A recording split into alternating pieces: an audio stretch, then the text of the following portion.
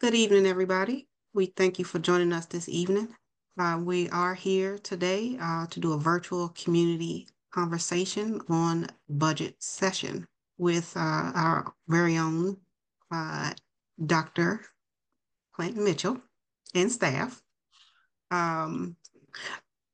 If we can do a quick introduction and then we can move forward from there. Each staff member. My name is Kelly Brown. I am the chair of the SEAC. Phil Traer, CFO Schools. Renee Daniels, Director of Communications and Community Engagement. Nicole Cole, School Board Member, Battlefield District. All right, Clint Mitchell, Superintendent.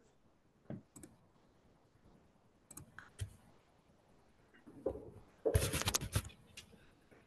think that's it. So I guess at this time we will move forward and we will proceed into our session. All right, I'll lead the conversation. First of all, I want to thank Ms. Brown for the suggestion. And I also want to thank all of the members of SEAC. We appreciate the work that you do, particularly in terms of supporting and advocacy for all of our students with special needs. We know it's a very, very important work, and we thank you for that. Tonight, our focus tonight is going to be really to talk about what we call community conversations on budget. The intent of the conversation is really to try to get everyone in the community. This is about, I think this is our sixth session, and it's an opportunity to get families so that they could learn how to advocate with the Board of Supervisors when it comes to our school funding. And I hope that as you leave this evening, you will walk out with something that you learn new that you can take back with you in order to do some advocacy, either in person with your County Board of Supervisor members or via email or even attend their meetings to share your thoughts about school funding and budget. So with that being said, I am going to ask Renee to go to the next slide so we can get started. So one of the responsibilities that I have as superintendent of schools is really to do a proposed budget that's going to go to the board.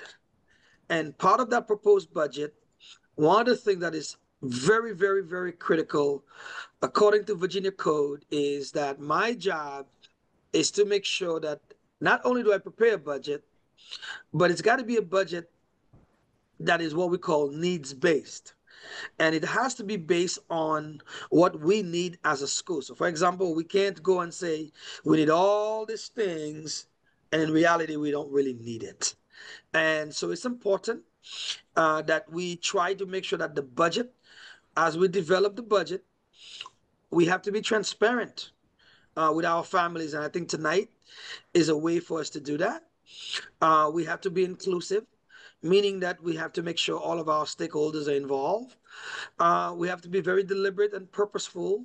And most importantly, probably the piece that is missing most of the time in the budget process is the fact that we must align the budget to our strategic plan and, most importantly, our survey results. And you'll hear a little bit more about that later. And lastly, it's a relationship. It's a cooperation between the school board and the Board of Supervisors, but key factors are the superintendent, the CFOs on both sides are instrumental in making that happen. Next slide.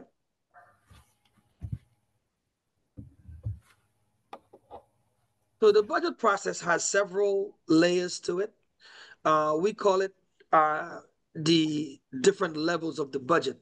It's really a cyclical process, and it's a process that really never stops. The first part of it is what we call level 1. It starts in September. And it's really about us aligning our division needs with the school board priorities as it correlates with the strategic plan. The second part of the budget is where I come in. After we do our budget survey, I then take all that information and feedback, and then we go ahead and we do what we call a superintendent's proposed budget. And typically, my goal is to try to get that to the board in January. For level 3, after I present the proposed budget to the school board, this board in level 3 have the opportunity to hear from the community. We do public hearings on the budget. Citizens have a chance to provide their feedback. And then the board takes all of that information, and the board then decides whether they're going to do 2 things. One, they could accept the proposed budget as is, no questions, we're good to go, we love it, and we keep it moving.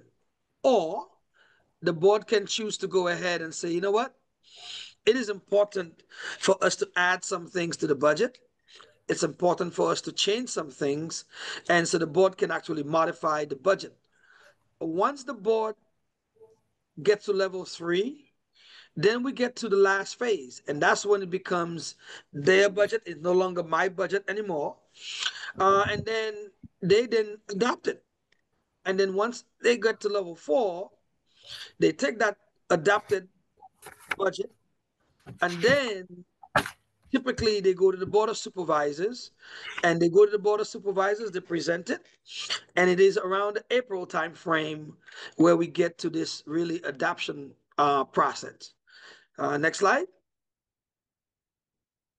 So this year, when I arrived, I had many conversations with Mr. Trayer and the team in finance. And I really wanted them to share with me what are their practices. I wanted to hear about the survey. And upon looking at the survey from last year, I made some changes and recommendations to the team, and they felt it was good and they adapted it. One of the biggest ones is I wanted to know, do people really know about our school budget? Do they know it exists? Do they know it exists on the website? Can they find information? I want to know, because a lot of times what I learned in my role as superintendent, people don't really know. So how do we inform them? The second piece is I always wanted to change the survey, and really I want to know, well, who's completing the survey? You know, in our district, we have 25%, almost 25% Hispanic students. Are we engaging our families who speak another language? Our Hispanic parents, are they filling out the survey? How about our African American parents, our Black parents? Are they filling out the survey? So what we did this year was we added one layer where we go ahead and we added some demographic data. People don't have to fill it out. They can choose to say no, they don't want to share the information. And then the other big layer that we added is we changed the process where instead of ranking every major category from 1 through 5, we made a change where we actually had people rank order it from 1 to 12. And the reason why I did that was I wanted to make sure that we have the opportunity to be able to go ahead and ensure that we identify those key priorities. And I want to make sure that no matter what we do, we know the people say number 1 is the biggest thing, number 2, number 3, number 4, number 5, all the way for number 12. So with that being said, we did a survey result. It closed on the 4th, on the 12th of October. We have the results. I believe we have over 3,000 plus. Phil will have a better number, but we have over 3,000 to 4,000 people who completed the survey, which is a good number. And then eventually, my goal on Monday is our board work session. I will present the board the results of that survey. Next slide. And I believe I'm going to give it to Ms. Cole. That's going to lead you for the next few slides. Yes. And I'll just follow up your last comment in regards to the survey being presented. That will be on the October 28th work session meeting, so that if you're watching this recording later, you can go back to the October 28th school board meeting and watch that for the presentation of the survey results. But we wanted to make sure that people understand the main components of the budget that we present to the Board of Supervisors to get funded, and who actually is responsible for funding what parts of the budget. And so there's two main budgets that we have to get approval or a vote on from the Board of Supervisors. The first and main budget is the operating budget. So the school budget operating sources funding sources come from four areas. The main two are state revenue, and this is allocation from the state Department of Education towards the school division. And so that's the majority of the budget. And Mr. Trayer is going to go through what the numbers look like. The second portion is, and I will just say, when we get state revenue, it funds the main part of the base budget, but we also at different times, the state funding might actually be restricted to being spent on certain initiatives. And so we have to make sure to stay compliant with the requirements of those initiatives for that funding.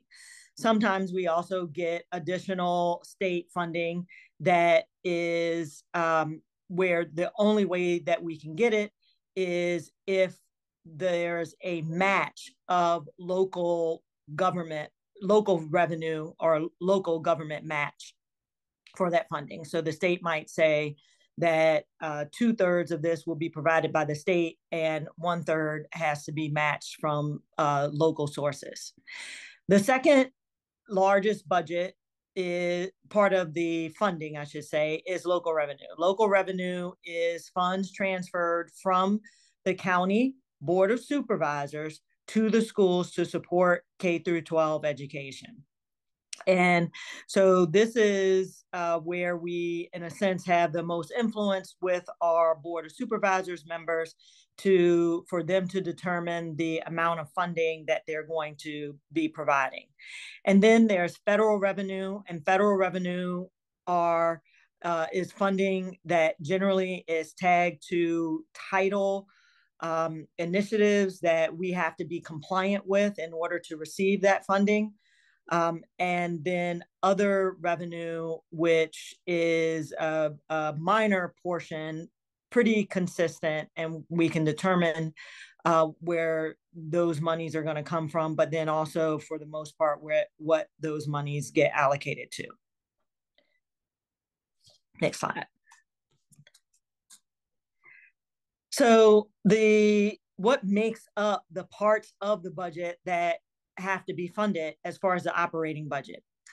Well, the majority of the budget, 80% or a little more than 80%, is salaries and benefits, which makes sense because salaries of the educators who are delivering education to our students is the main part that makes our school division run, right?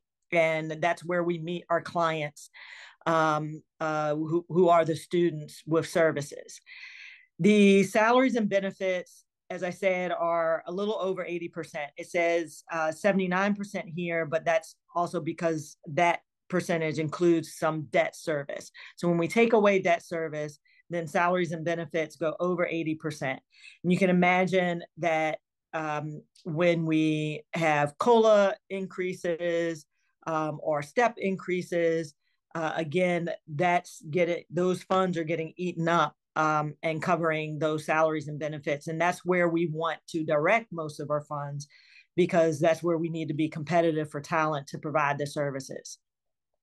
And then the other areas, maintenance, administrative costs, supplies, transportation, like gas costs, not necessarily the actual buses costs, utilities, and purchase services.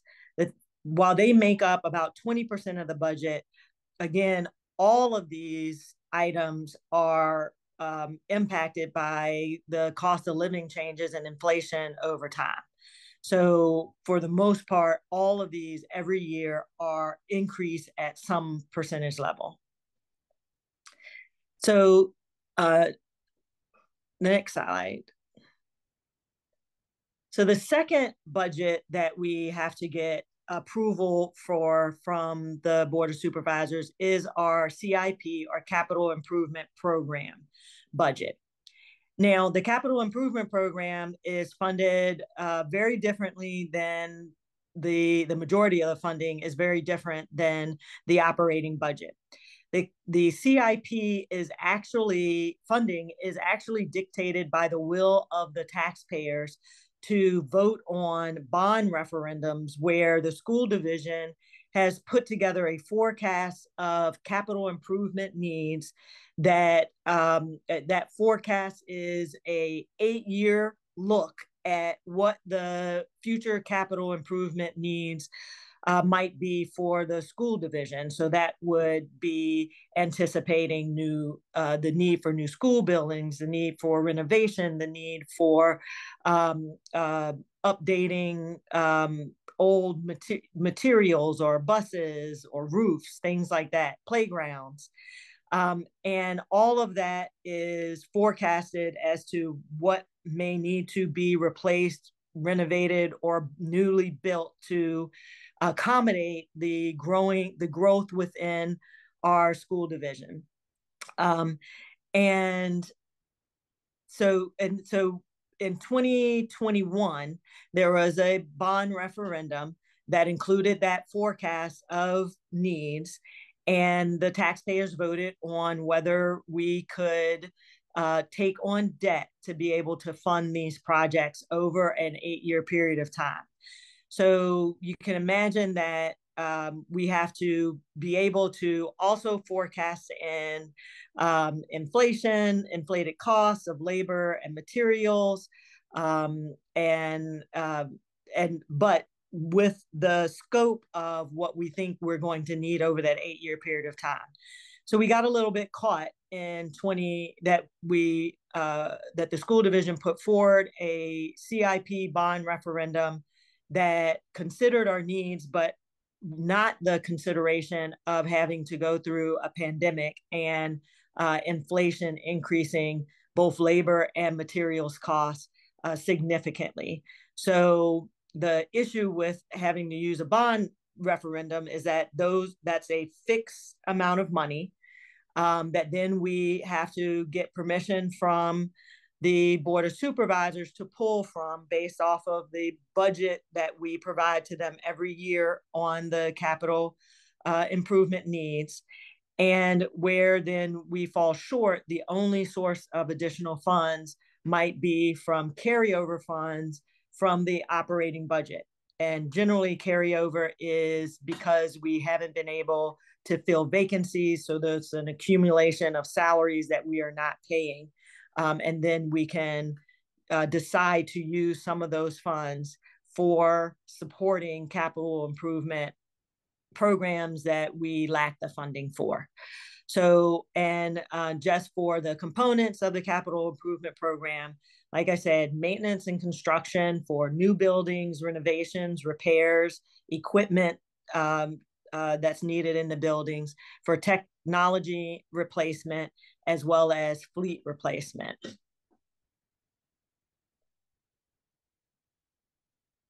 Next slide. And I'll pass it back over to you, Dr. Mitchell. Thank you. So one of the things that I did when I arrived and we started to talk a little bit about the budget one of the biggest things that I think people need to know, and they don't necessarily have a good grasp of, is how do we get our funding? Who determines what? Um, is it from the local government? Is it the state? How do they calculate it? So one of the things that you need to know about is what we call the local composite index, or the LCI. Um, it's really a very old um, term and process, or or formula, I should say, that the state used to determine K-12 funding. So the locality uh, really has to make a contribution.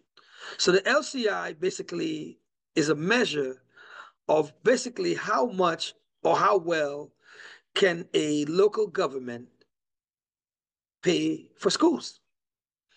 And so with that, there are a couple of things I wanted to kind of think about. And when I do this in person, I always ask the question, yes or no, and I'm not going to do that, but I want you to think about it a little bit as a citizen of Spotsylvania when we look at the LCI.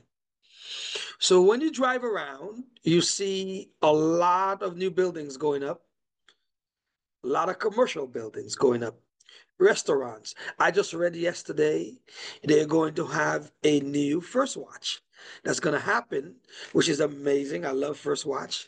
I was so excited when they opened one in Woodbridge, but they're going to open one here. But everywhere you turn, there's a new building opening. Now, let's fast forward again.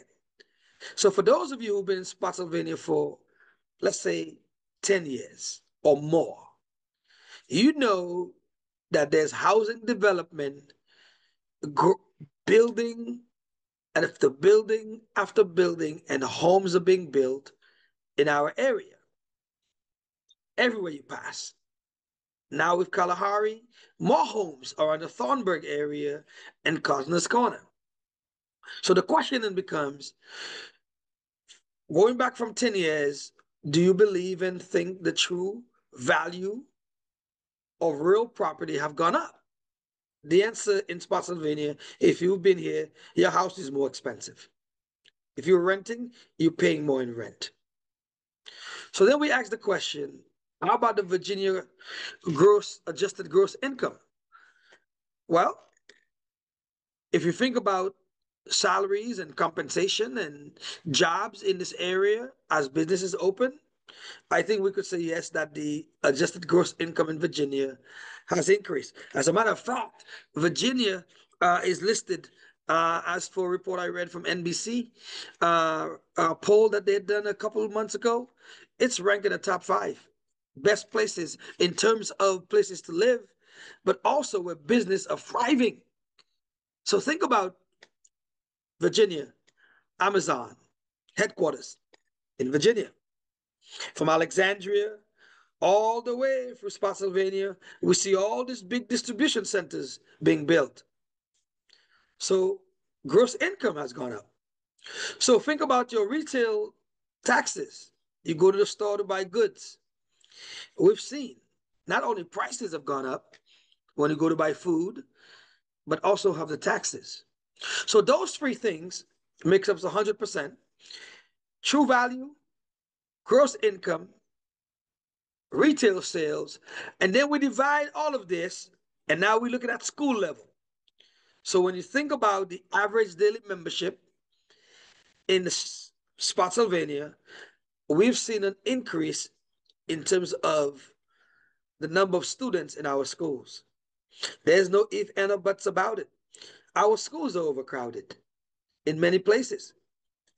So therefore, you take that and then you talk about what they call population weight, which is weighted at 1/3, and you divide those 3 things to that of the ADM and the population weight, and that's what gives you the LCI.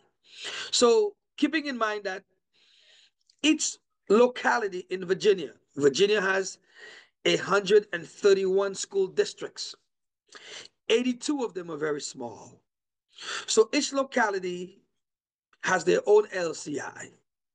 And so it's adjusted to maintain an overall statewide local share of 45% and an overall state share of around 55%. So with that being said, let's look at what it looks like for us in Spotsylvania. Next slide. So I'm going to let you take a look at this real quick before I get into it. Just kind of study this chart real quick, and then we're going to get to it a little bit.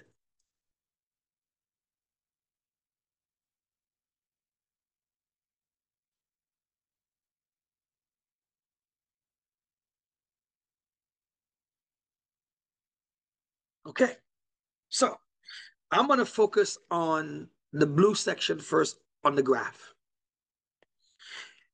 because the blue section represents our locality, which is Spotsylvania County government, our local government, which is the Board of Supervisors. The governor do what they call a biennium budget. Every 2 years, the LCI gets looked at. Sales tax, property tax, it gets adjusted.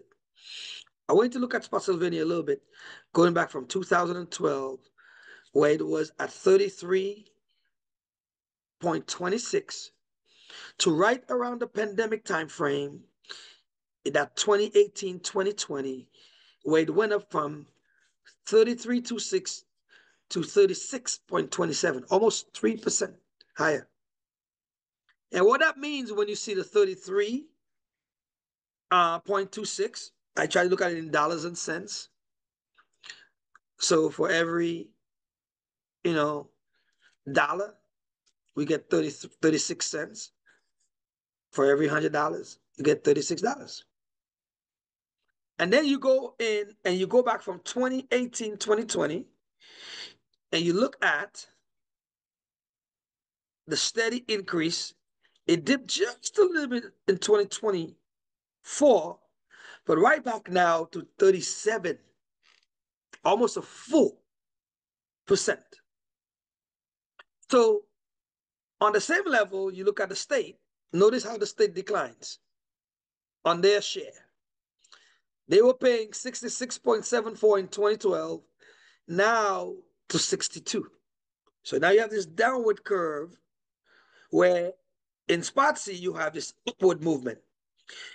The reason why you see that is because the state now says that the local government can pay more towards funding education.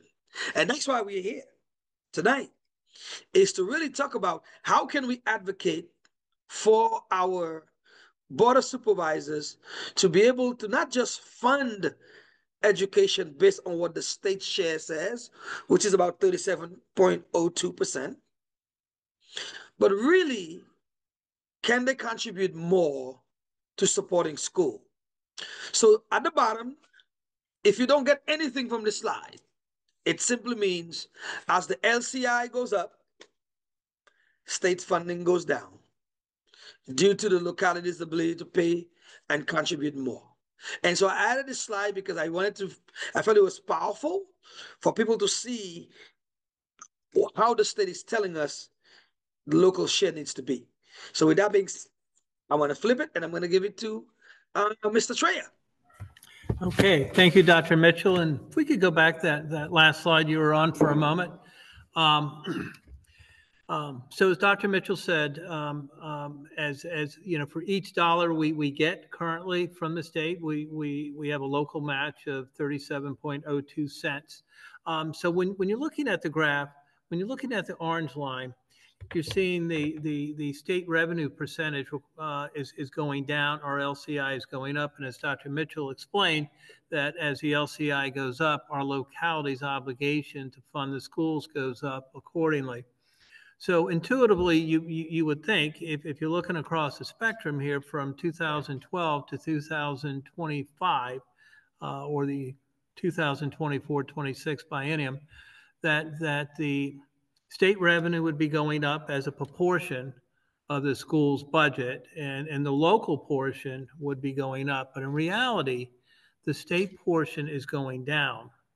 And I mean, the state portion is going up and the local portion is going down. So it's in reverse of what's actually happening in Spotsylvania County. And there's reasons for that. And we'll get to that in a moment. But one other thing that I want to point out here is that this LCI is used as a measuring tool with these standards of quality. One of the comments that I receive when I'm at the podium in front of the Board of Supervisors, it's a comment, it's not a question, is that yes, but we Spotsylvania County exceeds the required local match requirements for SOQ, and the answer to that would be true. But I also remind them that that's not a high bar, and that every single locality in the state of Virginia, with the exception of Highland County, which has 200 students in the entire school district packed into one school building, every other locality exceeds it. We exceed it by 70%. The state average is 79%. Stafford is 78%. Back in 2018, if you were to take a look at the same measurement, the state average was 85%.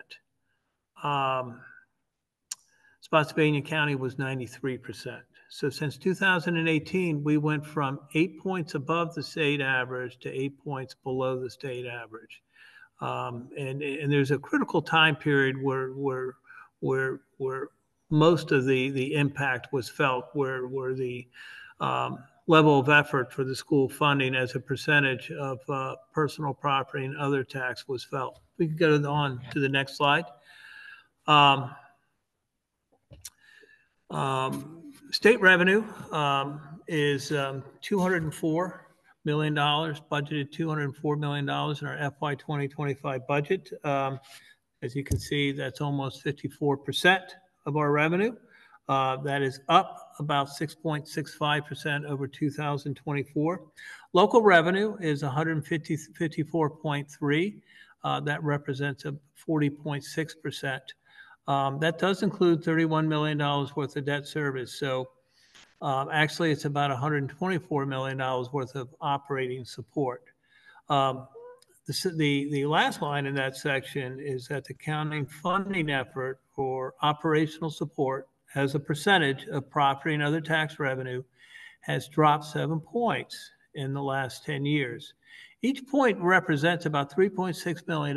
So that's a hefty decline in local support into our operational budget. Federal revenue, $16.9 million. That represents 4.45% of our total revenue. Federal revenue is down about 34% year on year. That's because the ESSER funds have dried up. When we received flat funding during the pandemic, and we still had the inflationary increases, the inflationary pressures, and we provided a cost of living increase, that given that the localities funding was flat, the school district ended up relying on ESSER one-time funds to help support that. We'll get into that in just a moment as to what the county did during that time period.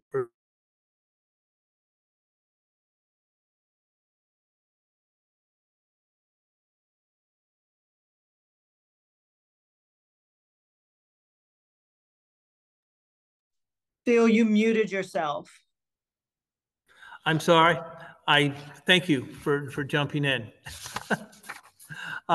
Where did I stop at? Did I get through federal revenues? You were just going to talk about the other revenue. I think that's the last one left. Okay, thank you. Other revenues, 4.1 million, 1.1%. Things like insurance recoveries, Medicaid gets funded in there. We have a significant amount of E-rate in there as well. So that's 1.1%. So that's kind of a minor portion of our funding source. Next slide, please. Simple pie chart. You can see the state funding, 54% in orange. We really don't have a lot of control over that. We anxiously await each year for the state template to be released in mid-December. I dare say every single finance director in the state of school finance director in the state of Virginia does anxiously await this. It's something that we all immediately hop on VDOE's website as soon as the word gets out, and word gets out very quickly amongst the school finance community. But we have very little impact on that. I mean, what we get is what we get. It'll be adjusted a little bit with ADM, but really it is what it is. Next, we had the federal revenues that's pretty much allocated. Those allocations fluctuate a little bit, but they're fairly stable outside of the ESSER, which was a one-time gold boom, but it busted on us. But the federal revenues is what it is. We get our allocations, and we have to live within that. And then the other funds, we can pretty much track that and predict what that's going to be. Not a lot of volatility there. But the one area that we can control is the local funding, and this is why we focus so much attention on it. And I'm sure the Board of Supervisors, it's not their favorite season. I know, because we do go up asking, and it does at times get contentious, which is very unfortunate. But we think we have a solution to that. We're just going to try to change some hearts there, and maybe we can get some folks to move our way. But it's that local portion that we can influence as a school division, hopefully, and as a community. Our board can advocate with the Board of Supervisors. Our staff can, again, advocate with the county staff. And there is no evil players in this. There's a whole bunch of folks competing for the same dollars. In recent years, I would say 4 or 5 years ago, there was a time period where I think the resources were not fairly allocated, and it was some boom tax years, and so that's what hurt us. That's what put us behind the 8 ball. Since 2020, the local share was to have gone up about $40 million, and we've gotten $20 million in actual increase in local shares. So when the state puts out their budget template, and we signed on to programs such as class size reduction, such as special ed, we do get funding from the state from special ed, and with that is an increment. It's generally an increase, and with that is an incremental increase that we need to get from the locality. So it's something, this local funds we focus on because we have to have it in order to survive. We have to have it in order to implement our cost of living increases. If we give a cost of living increase and we have no funding from the locality, we're going to have to do one of two things. We're either going to have to cut non-comp, which our non-comp isn't particularly high, or we have to cut positions. And that's where it leaves us. So that's why we advocate so hard. In some cases, there's some years, there's some meetings where I think it's a little contentious, but we're advocating for our teachers, our students. Next slide. This next slide is not my slide. This actually came from the county administrator's recommended budget, and the key takeaway here is we're starting at zero. The county administrator's recommended tax increase was I believe 8.6 cents. It's roughly an $18 million increase, and so with that increase, it was almost 19 million, excuse me. We were slated to receive an additional $772,000 on the operational front. The rest of that money was allocated towards other county initiatives. We had a 4% increase, no, a 6% COLA. We had 1% for one step for the teachers and a 6% COLA initially. The county had a COLA and a merit increase as well. Based on the recommended budget, those COLAs and merit increases were actually funded with ongoing funds. Ours were not.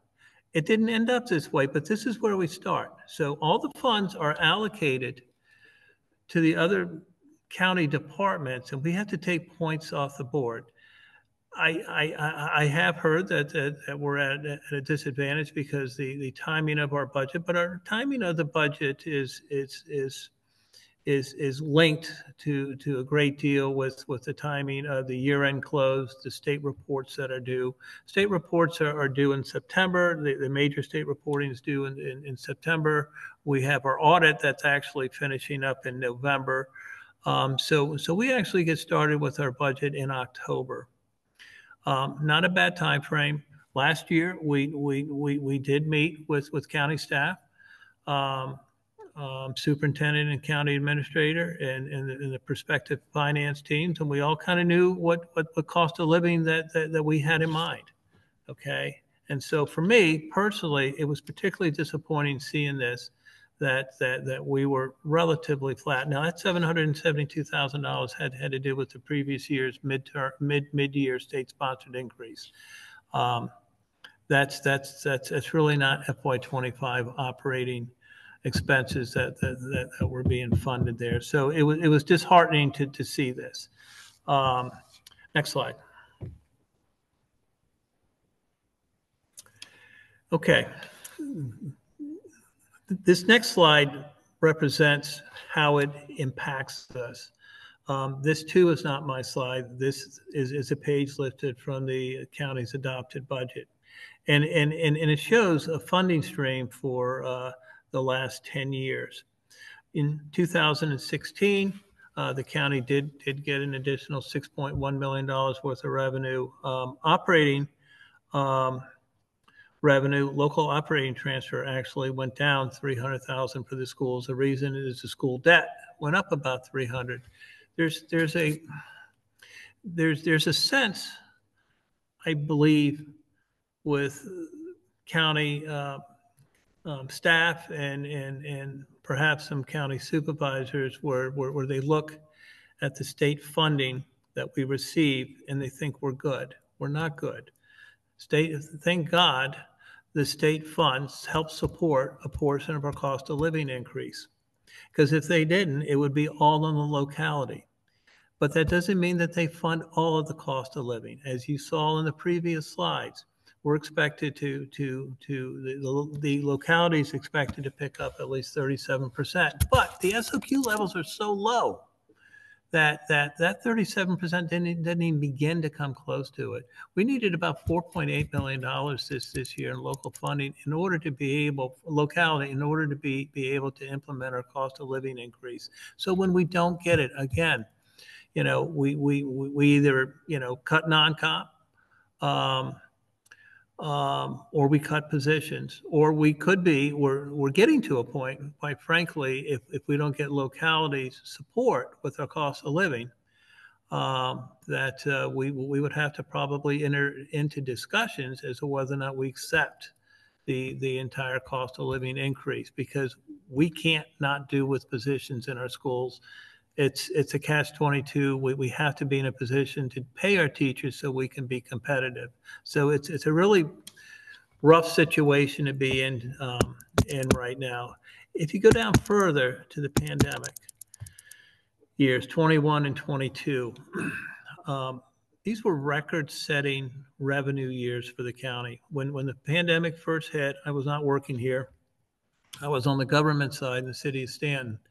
And I remember running in, I already had my 21 budget prepared, and the pandemic hit, everything closed down, and I immediately had to go back and redo my budget. So most people, myself included, and apparently Spotsylvania County, thought the sky was falling. A strange thing happened. The revenues came pouring in. Now, they weren't necessarily from the traditional sources, but, our real estate taxes stayed pretty much the same. Our sales tax shocked me. Our meals tax, shocking, went up. We, in Stanton, we had a Chick-fil-A that I was convinced all we had to do was get 5 more Chick-fil-A's in that city and our budget woes would be gone. But the same thing, the same thing was experienced throughout the state, record revenue. So during those 2 years, Spotsylvania County's revenues, property tax and other taxes went up $30 million.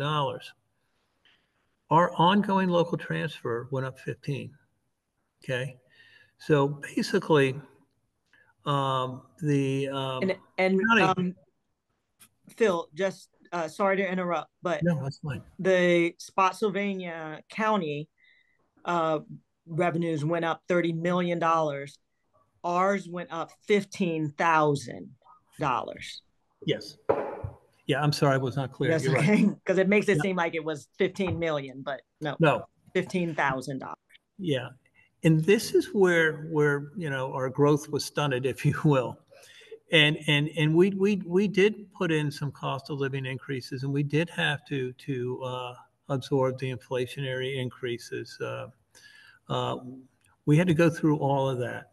And like I said, we kind of relied on ESSER funds to get us through. And I tell everybody at nauseum, revenue hides a multitude of sins.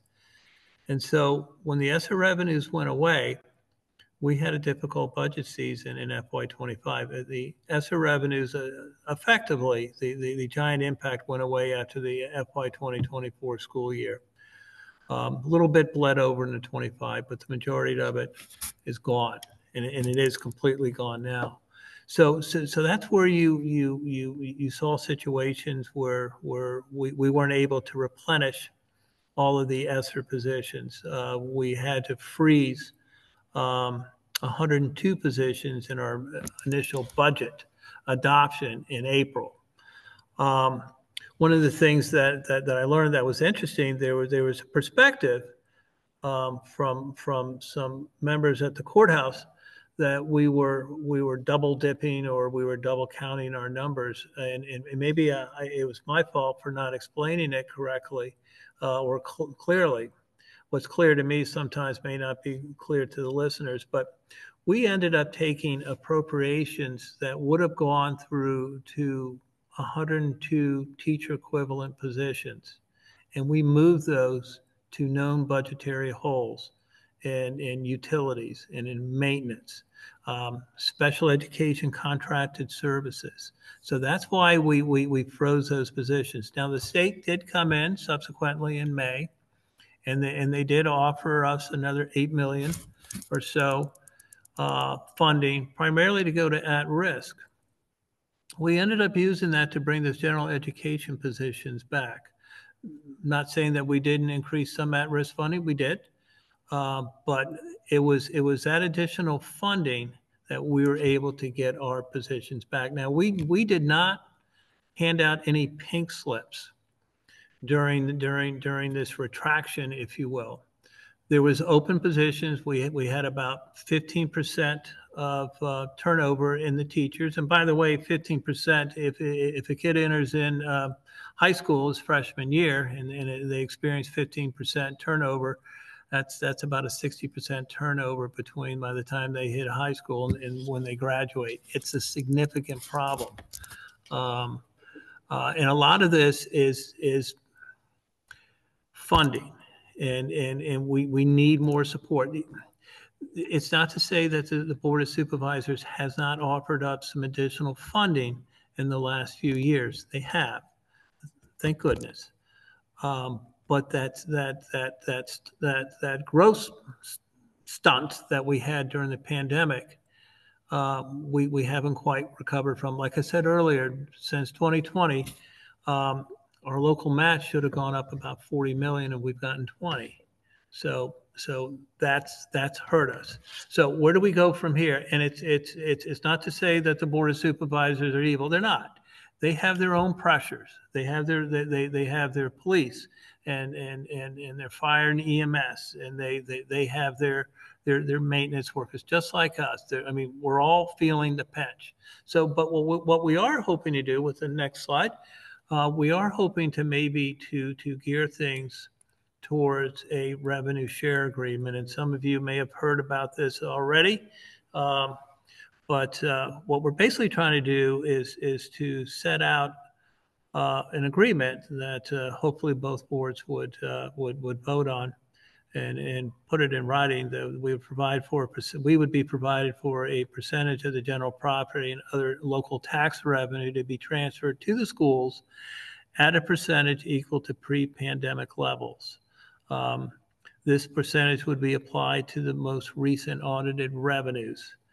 The MOU should begin focusing on incremental year-on-year tax increases with provisions to be made up for lost funding. So what we're hoping to accomplish here, we can't ask the county to undo their departments. That's not fair to their employees. It's not fair to the citizens.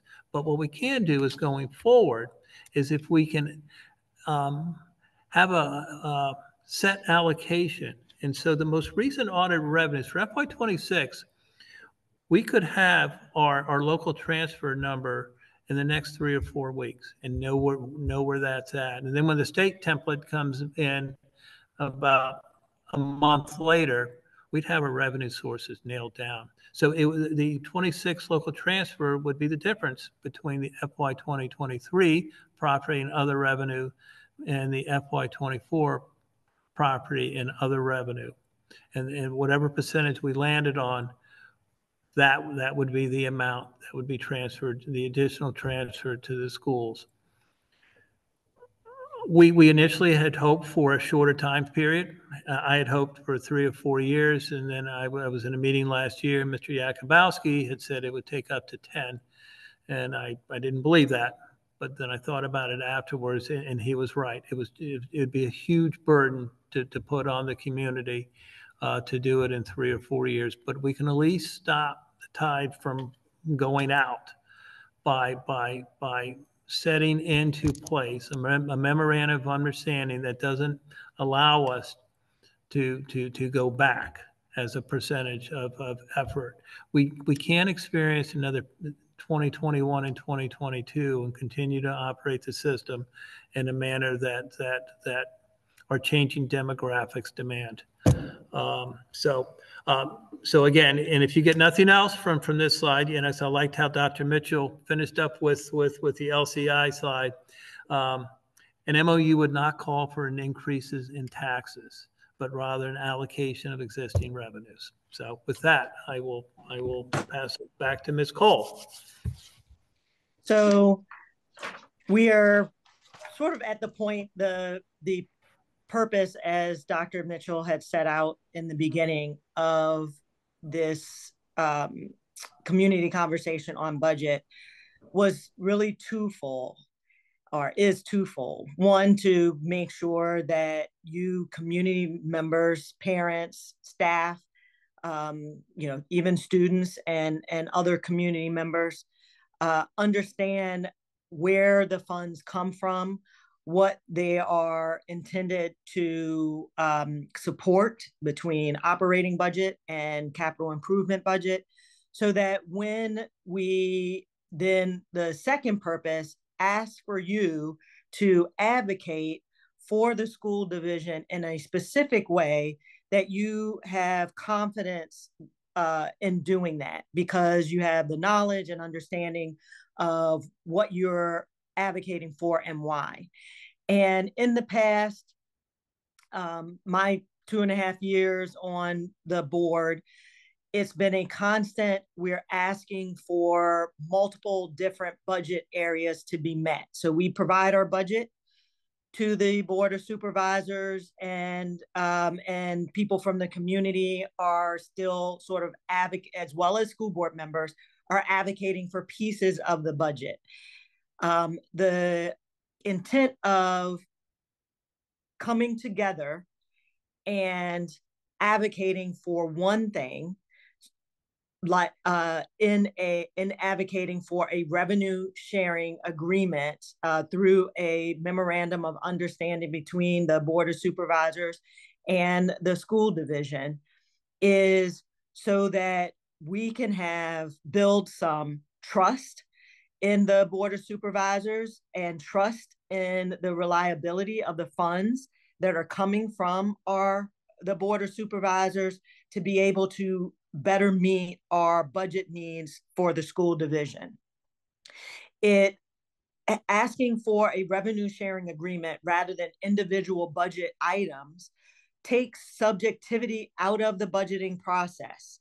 And it takes the leanings of the school division for one thing and the Board of Supervisors for something out of the budgeting process. It takes the Board of Supervisors out of the process of that we get into each year. One of the excuses for why they are reticent to fully fund the needs that we ask for is because they don't understand all of the components of the budget. And that is really not their position, to understand all of the components and how we got to them. That's why the school division builds the budget the way that we build it. It's up to the school board to understand those things and make sure that we're asking for the bucket of money that we need to cover and run our division, because that is our job to do. That is Dr. Mitchell's job to actually operate the school division, not the Board of Supervisors. So getting a revenue sharing agreement allows as well for us to take away that ability to create conflict within our community or between the Board of Supervisors and the school board in regards to where the money is going to come from and for what pieces. And it takes away the excuse from the Board of Supervisors that the school board is asking for increases in taxes. We never ask for increase in taxes. We just ask for the Board of Supervisors to be fair and appropriate in funding the needs of all the county departments. They set their tax and they should be doing the job, and they're accountable for doing the job of setting a tax rate that will fund the needs of the whole county, not the county irrespective of the school division. And every year we're put in the place because we have to have a parallel budget process in some senses. We can't have an earlier budget process because of the way that state funding comes to the Board of Supervisors. So this would also take away the excuse that they don't know what we need, so they can't build in the additional funding when they are building their budget. So the MOU, if it's we're at the pre-budget percentage levels, or pre-pandemic, I should say, percentage levels that Phil alluded to was at 48%.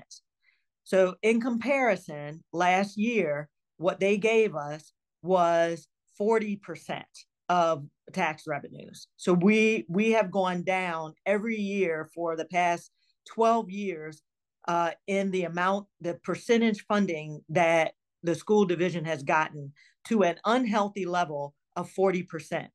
Now, I will also say a revenue sharing MOU is not a new concept. They will not be doing something novel. Prince William has an MOU.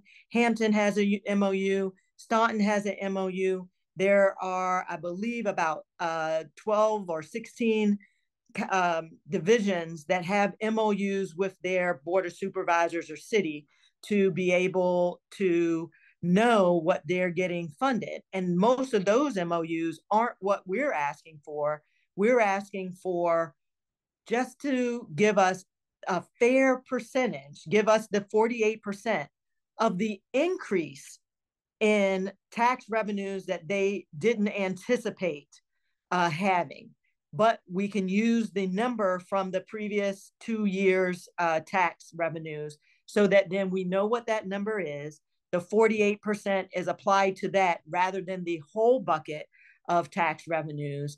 And then we can incrementally get to where we need to be as a school division in properly funding our needs and increases in salary.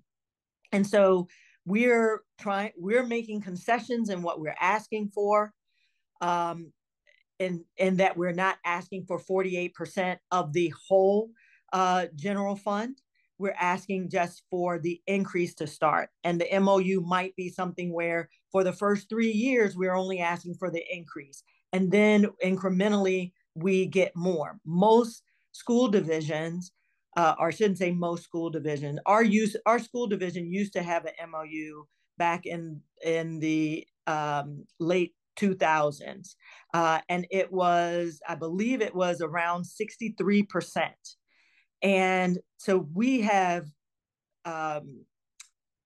been pulled way down in the valuing of the school division as the largest employer in our county. And recognize we're asking 48% of the incremental. The school division represents 74% of the employees that the county is supposed to be funding, FTEs that the county has to fund. So it's still very disproportionate when you think about the level of funding that we're asking for. So we like to be able to present a balanced budget. If we know and have this agreement in place, we'll know how much money we'll be getting from the Board of Supervisors. We would do our best to work within that amount to meet the needs that we can, and not ask for more. But there may be times where we do, because again, it's still not enough funding.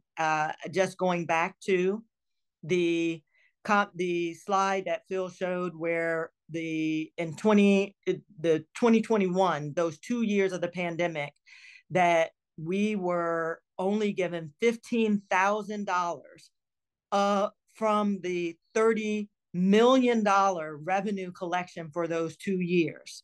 We got $15,000. If we had gotten the 48% of that revenue difference at that time, we wouldn't be in the situation that we're in.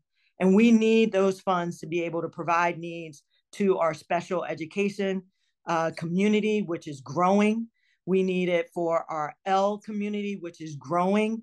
These students are our at-risk community, which is growing. And when we don't fund the school division properly, we just increase the numbers of people and families in our community that have additional needs, and we just increase the cost. Mm-hmm. So we're asking you to, feel free to ask questions, but we're asking you to help us to advocate to the Board of Supervisors via email, coming to their meetings, setting up meetings individually with your supervisor to say, look, we support a revenue sharing agreement. We feel it's the best thing for our county, the best thing for our school division and our kids. And with that, if there are any questions. So at this time, what I'm going to do is I'm just going to kind of open the floor, Ms. Brown, to anyone that may have any questions for us. We'll do that for a little bit and then we'll close.